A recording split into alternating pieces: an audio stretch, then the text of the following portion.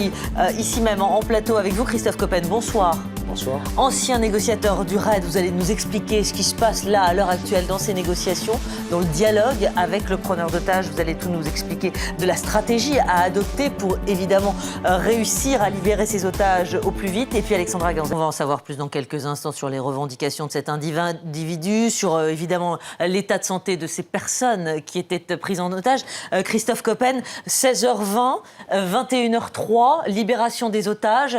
Il y avait une négociation, un négociateur du RAID, de toute façon, en dialogue avec cet individu. Les choses se sont bien déroulées. Ça, c'est une opération qui se déroule bien. Ça se traduit comme ça? C'était une situation qui était plutôt favorable, car dès lors qu'il y a une libération et dès lors que l'individu cherche lui-même en fait à négocier des choses avec un des professionnels de l'équipe, eh bien, on peut penser qu'il y aura une issue qui sera favorable. Là, en l'occurrence, la libération de tous les otages vient de se faire, c'est une très bonne chose. Il était dans une impasse indiscutablement, parce qu'une fois que vous êtes bloqué par une unité d'intervention, il n'y a pas de solution, hein. Ou vous négociez, ou alors c'est un assaut. Mais ça veut dire également que là, il faut avoir une très grande prudence sur cette phase de reddition, si tant est qu'il veuille se rendre d'ailleurs. Parce que libérer les otages, ce n'est pas se rendre. Déjà. Il peut vouloir faire une action d'éclat au dernier moment. Il peut également vouloir se suicider, tout simplement parce qu'il est dans une phase dépressive, qu'il est dans l'impasse totale et il ne sait pas comment sortir de ce mouvement. Et le plus grand danger également, c'est ce que l'on appelle le suicide by cop, c'est-à-dire qu'il va à l'affrontement contre les forces de l'ordre pour se faire tuer. Alors, on ne sait absolument pas ce que sont les intentions. Une situation relativement resserrée, enfin, on est sur une durée de négociation relativement courte. Oui, c'est une résolution qui est rapide. En règle générale, une prise d'otage, statistiquement, entre le moment où les primo-intervenants, les premiers à arriver sur les lieux, commencent à stabiliser la situation, faire les bouclages, ensuite l'intervention du groupe d'intervention et la résolution de la crise, c'est à peu près entre 8 et 10 heures. Donc ça veut dire qu'on est sur quelque chose qui est très rapide dans le mode de résolution. Alors, des 4 otages qui sont libérés ce soir, on attend évidemment des informations sur ces 4 femmes, leur état de santé, sûrement une forme de choc psychologique d'avoir été détenues pendant plus de 4 heures dans ce bar tabac PMU, donc on le rappelle en Haute-Garonne, tout près de Toulouse, à Blagnac, cet individu jeune, mineur, 17 ans, qui se présente comme ce qu'il appelle le bras armé des Gilets jaunes à Toulouse, même si on ignore encore précisément le contenu de ces revendications, et puis cette négociation qui a été menée et qui a abouti ce soir finalement à une reddition, on verra, puisqu'on ne sait pas effectivement où il se trouve, s'il est toujours lui-même retranché dans ce lieu, ou bien effectivement s'il s'est rendu aux forces de l'ordre. En tout cas, la négociation a été menée sans encombre et avec une résolution ce soir. Dans une situation comme cela, c'est de toute façon le forcené, le preneur d'otages, qui est le maître du temps avec le négociateur, les négociateurs. Comment ça se passe? C'est lui qui donne le tempo, en quelque sorte? Il est le maître du temps parce qu'au fond, il faut aller à son rythme à lui. Quelque part, il a fait des choses qui sont très positives pour stabiliser la situation. Il a libéré ses otages, donc c'est une preuve malgré tout de bonne volonté pour aboutir à quelque chose. Et très certainement qu'il a dealé également les conditions de suite données à cette affaire. En revanche, il ne faut surtout pas tenter de brusquer en fait la situation. Il faut garder en tête que c'est lui qui va, à son rythme, en fait, choisir le moment qui lui semble le plus opportun, le plus favorable pour qu'il se rende. On va entendre juste un témoignage, là, il y a quelques instants, de Toulouse. Christophe Coppen, des négociations fructueuses, on l'a dit, après à peine un peu plus de 3 heures, sans doute, puisque la prise d'otage a duré 4 heures. Qu'est-ce qui se passe maintenant? On a assez peu d'informations sur cet individu mineur, de toute évidence, toujours sur le lieu, toujours dans ce bar PMU. Qu'est-ce qui se joue là pour le RAID et la BRI? Comment ça se passe a priori? Alors la BRI a été la première force d'intervention qui est arrivée sur les lieux, très certainement concomitamment d'ailleurs avec le RAID Toulouse, parce qu'ils sont très proches. Mais la BRI va permettre de compléter notamment le dispositif de bouclage autour. En revanche, l'intervention du RAID sur la partie reddition est une application en fait également d'un protocole très particulier. Lorsque l'on rentre dans la phase de négociation, au bout d'un moment, si les négociations aboutissent, tout le monde va se dire, eh bien, on cherche la reddition, elle va aboutir, et on ne sait pas trop comment on va faire. Pour lui, pour la personne qui est prise en otage, c'est une très grande incertitude. C'est beaucoup d'inquiétude, il ne sait pas s'il va être malmené, il ne sait pas comment vont se passer les choses derrière. Donc en fait, il cherche à se rendre à son négociateur, il ne cherche pas à se rendre à la police, parce que c'est trop incertain pour lui. Donc se rendre à son négociateur, c'est également chercher à avoir un garant pour sa propre sécurité. Et donc, il faut rétablir le lien de confiance avec la personne jusqu'au bout. Il a fait des choses qui sont très bien, comme par exemple libérer l'ensemble de ses otages. Très certainement, ils sont en train de chercher ensemble le protocole de reddition qui sera le plus favorable et le plus acceptable pour les deux parties. On dit le négociateur, celui effectivement qui s'adresse plus particulièrement à l'individu, au forcené. Il travaille seul, il est au contact de ses équipes, il est conseillé sur la stratégie, les mots à employer. Comment ça se passe, cette phase de négociation, là encore maintenant, puisque on sait donc que l'individu est toujours à l'intérieur? On va rester discret sur le dispositif parce que ça permet quand même de garantir sur des situations qui soient particulièrement complexes des effets de surprise.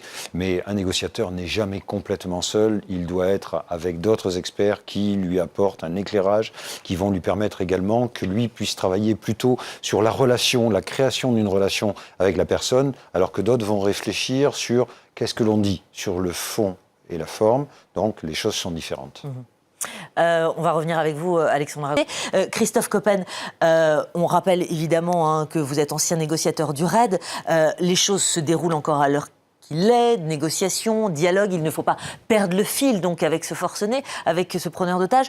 Tant qu'on dialogue, on peut tout, j'allais dire, faire passer, réussir à faire entendre. Il ne faut de toute façon pas interrompre cette communication, cette conversation. Il faut garder le fil absolument. Vous avez raison parce que tous les éléments sont importants et notamment la manière dont va évoluer en fait l'état émotionnel de cet individu. On redoute toujours qu'il soit suicidaire ou qu'il soit jusqu'au boutiste parce que ce n'est pas parce qu'il n'y a plus d'otages que sa détermination et sa dangerosité ne sont pas encore présents.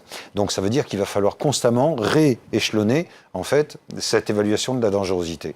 Pour ça, le contact constant avec le négociateur va permettre de recevoir les bonnes informations, les bonnes intuitions sur la suite. Comment ça se passe pour les équipes de la BRI? J'imagine on rappelle que la BRI, c'est la brigade de recherche et d'intervention. Elle encercle avec le RAID la zone et l'établissement, bien sûr, depuis 16h maintenant, 16h20. Elles ont à disposition, j'imagine, elles se sont fait fournir les plans du site. Là, en l'occurrence, ce bar tabac PMU, l'immeuble ou la zone autour a évidemment été évacuée. Elle a le plan du site exactement, elle sait exactement où est-ce qu'il peut se trouver, dans quelle pièce, dans quel coin de la pièce, etc. Le renseignement est la phase la primordiale en fait de l'intervention au démarrage. C'est là que l'on va récupérer le maximum d'informations utiles pour pouvoir préparer éventuellement un assaut que l'on dit de vive force, c'est-à-dire qu'il n'y aura pas le choix, il faudra véritablement y aller en force pour pouvoir résoudre la situation, par exemple s'il y a un début de passage à l'acte sur les otages. Pour ça, il faut connaître les lieux.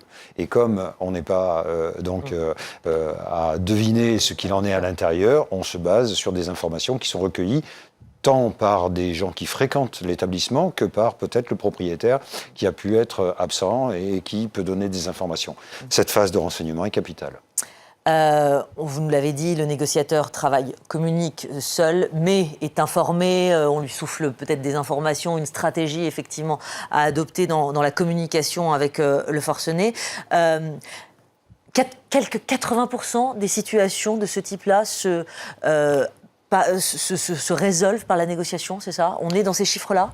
Oui, on a depuis de nombreuses années très largement fait évoluer ces doctrines et notamment en allant chercher dans l'ensemble des sciences humaines une multitude de choses qui vont permettre d'obtenir des éléments qui favorisent l'influence. Et favorisant l'influence, eh bien, on a une résolution qui est beaucoup plus concrète. On arrive à des taux de résolution qui sont très importants aujourd'hui. Une communication dans quelques secondes et on va le suivre.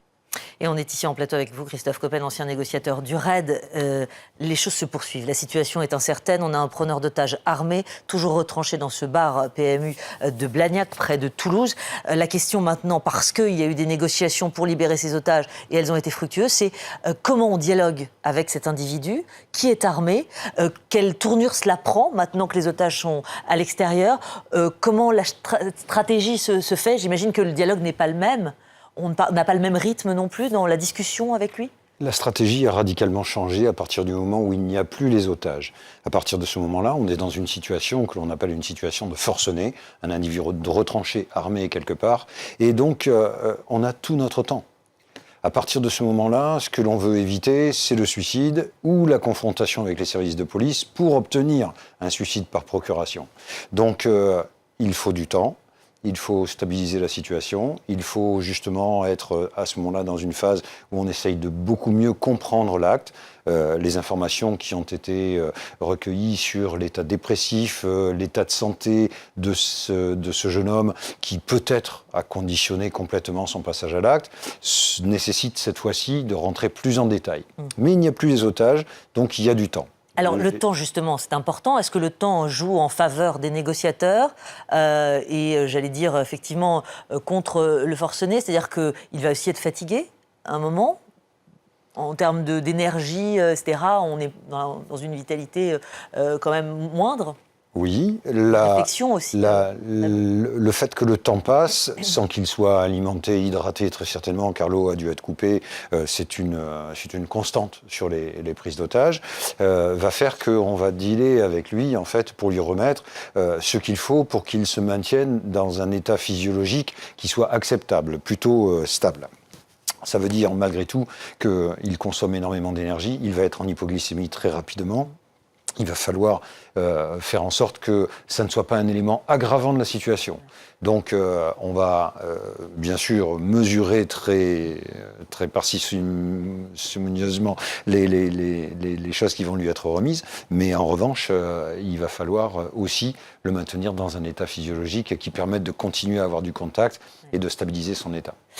Évidemment, on évoque les otages ce soir. 4 femmes qui étaient retenues pendant près de 5 heures dans ce bar tabac PMU près de Blagnac. On va y revenir avec vous, Alexandra Gonzalez. Mais une question, Christophe Coppen, que je me posais, c'est évidemment, elles sont sans doute traumatisées, choquées.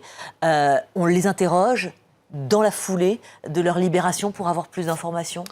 Oui, le recueil d'informations immédiat des otages est fondamental.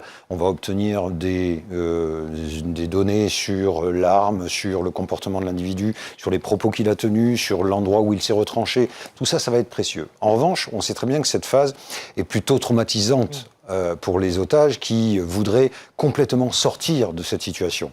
Et surtout, ce qu'ils ont besoin, c'est de ventiler leurs émotions, c'est-à-dire de parler immédiatement de tout ce qu'ils ont vécu, de tous les sentiments qu'ils ont eus durant la prise d'otage, parce que c'est un choc psychologique important, ils ont été attachés. Et donc, c'est une phase qu'il va falloir également mettre en place juste après leurs auditions. Ils vont être confiés à des services de soins, des services de santé, qui vont être justement dans une phase là d'expression de toutes les émotions. Ça n'a rien à voir avec les phases de soins psychologiques qui viendront après, qui elles vont être dans un second temps, beaucoup plus structuré, avec donc des rendez-vous réguliers avec des professionnels de santé. Alexandra Gonzalez, Christophe Coppen, parce qu'il ne faut pas perdre le fil, parce qu'il faut espérer une reddition, parce qu'il faut éviter un suicide, bien sûr, de ce jeune homme mineur. Voilà ce que les forces de l'ordre, ce que les négociateurs s'attachent à faire là, ce soir, maintenant, et peut-être dans les prochaines heures encore. Complètement, parce que ce type de passage à l'acte, qui a une très forte charge émotionnelle, pour lui, semble-t-il, puisqu'il a quand même préparé son acte, peut être réversible. C'est-à-dire que devant l'impasse dans laquelle il s'est trouvé, il se disait peut-être qu'au fond, la prise d'otage, il serait pris au sérieux, il ferait la une de l'ensemble des médias là-dessus, etc. Il y a peut-être également la compréhension que c'est un acte qui n'aboutit à strictement rien. Donc c'est un échec sur un échec peut-être de vie aussi personnelle qui est terrible. Et donc c'est ça qui peut conduire en fait à une situation suicidaire. Donc on a toute nécessité à le stabiliser. Alexandra Gonzalez, vous aviez une question pour Christophe Coppen. Oui, dans le cadre d'une prise d'otage, vous en avez mené, vous, des négociations. Comment, à quel moment, quel est l'argument qui peut faire basculer un preneur d'otage pour accepter de libérer des personnes qu'il détient avec lui? Il libère des gens à partir du moment où il comprend que de toute façon, il n'arrivera pas à passer à l'acte dessus. Deuxièmement, ça va quelque part contrarier le message, ou tout du moins ce qu'il veut faire passer de son acte. Le message est clair pour lui. C'est un acte qui est avant tout donc un testament, voilà, à connotation sociopolitique. Voilà.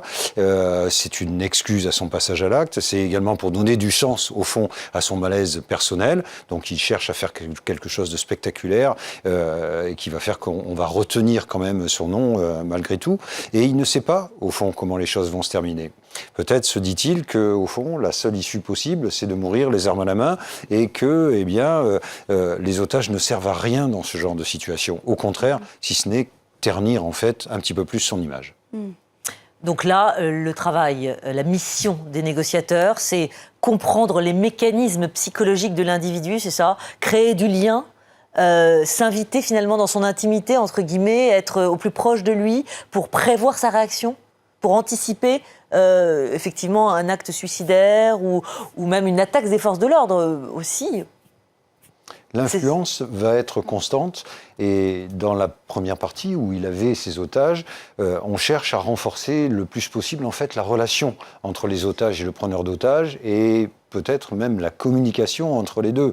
Ce n'est pas un vain principe que de rappeler que le syndrome de Stockholm, donc ce lien très particulier qui va aboutir en une bonne relation entre le preneur d'otages et ses otages, est quelque chose qui est très favorable en fait à la résolution d'une crise. Parce que plus les relations sont bonnes, moins l'individu a de raisons de pouvoir, ou tout du moins de légitimité à passer à l'acte.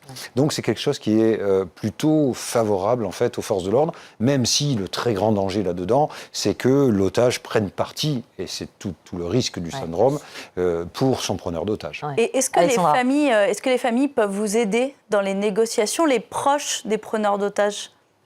Les familles vont aider parce qu'elles vont fournir des renseignements qui vont permettre de profiler très correctement la personne. Elles ne sont pas en revanche très aidantes sur le moment et on va essayer de ne pas trop les mettre en contact car leur état émotionnel, leur stabilité psychologique est affectée et donc il risque d'y avoir des dérapages. Ils peuvent être totalement hors de contrôle. Donc pour éviter ce genre de choses, on va rester sur quelque chose qui est très maîtrisé, très contrôlé, c'est-à-dire le travail des négociateurs. On récupère des informations, on évite en revanche de mettre les familles au contact. On va rejoindre Vincent Hénin, si vous le voulez bien, et on va continuer à discuter avec vous, évidemment, Christophe Coppen. Vincent Hénin, envoyé spécial à Blagnac, et Christophe Coppen, pour avoir vécu évidemment des situations comme celle-ci, il y a aussi un élément nouveau peut-être maintenant, c'est évidemment les réseaux sociaux, les téléphones, Twitter, l'information en continu. Il est sans doute informé aussi parce que dans ce bar tabac, il y a peut-être un téléviseur, il a peut-être son portable, tout simplement. Il est informé de ce qui est dit sur la situation en cours. Les forces d'intervention peuvent disposer d'un brouilleur d'ondes qui va empêcher qu'il puisse utiliser son téléphone. Mais en même temps, le recueil d'informations à partir de ces moyens de communication sont précieux parce qu'on va voir l'évolution du personnage, la manière dont il envisage éventuellement la fin de cette situation.